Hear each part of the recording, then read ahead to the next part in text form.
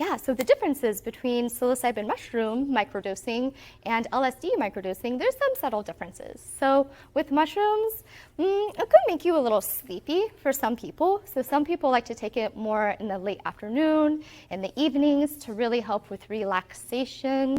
Whereas LSD, on the other hand, is going to give you a lot of energy. It's really good for motivation. It's really good for getting those projects done. It's very stimulating. So if you do your LSD microdose, you don't want to do it any later than noon.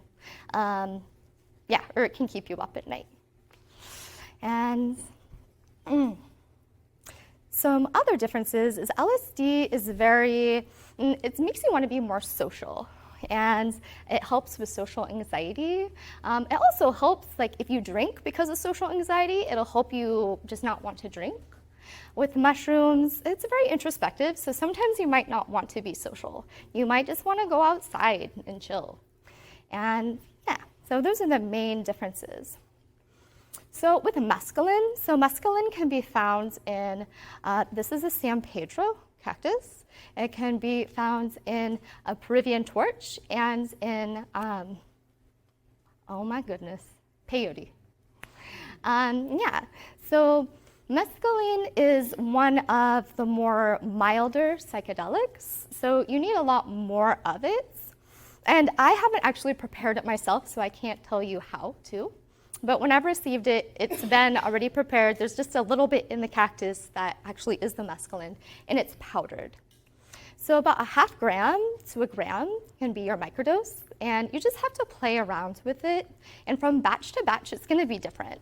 So yeah, it's just like constant exploration.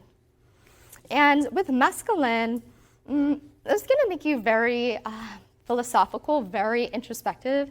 You're not going to really want to do your day-to-day thing, like the psilocybin mushrooms and the LSD. Like, you can go like with your day-to-day thing and yeah, like do the projects, talk to the people. With mescaline, you want to like sit outside or have in-depth conversations. So that's just something to be aware of. Also with both LSD and mescaline, it lasts a while, and they're both very activating. So with the mescaline as well, you want to do it no later than noon, and it lasts for a good 10 hours, whereas psilocybin, on the other hand, is more of 5 hours.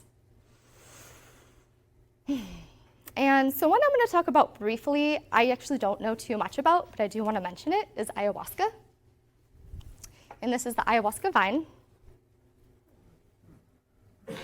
So ayahuasca is a brew, and so there's a DMT containing plants mixed with the ayahuasca vine. So the ayahuasca vine is a MAOI, so it's a natural antidepressant. So with this medicine, if you microdose with this medicine, you need to really be sure whoever is facilitating, whoever's giving this to you, knows what they're doing, because you can actually die. So if you're on a pharmaceutical, SSRI, SNRI, or MAOI, and you mix it with ayahuasca, it could kill you or really hurt you. And there's other, pharmaceutical, like over-the-counter medicines, like such as antihistamines and cold medications. And there's a whole list of medications that could really harm you with ayahuasca. And there's foods as well. So again, there's a whole list, but like fermented foods, so like sauerkraut, pickles, dairy products. It can give you a really bad headache. It's not going to kill you, but it's just going to make you feel really uncomfortable. It'll give you a really bad headache, stomach ache. So this is why I haven't chosen to be trained with this medicine, because it takes a lot of responsibility in making sure your clients are responsible and don't end up harming themselves.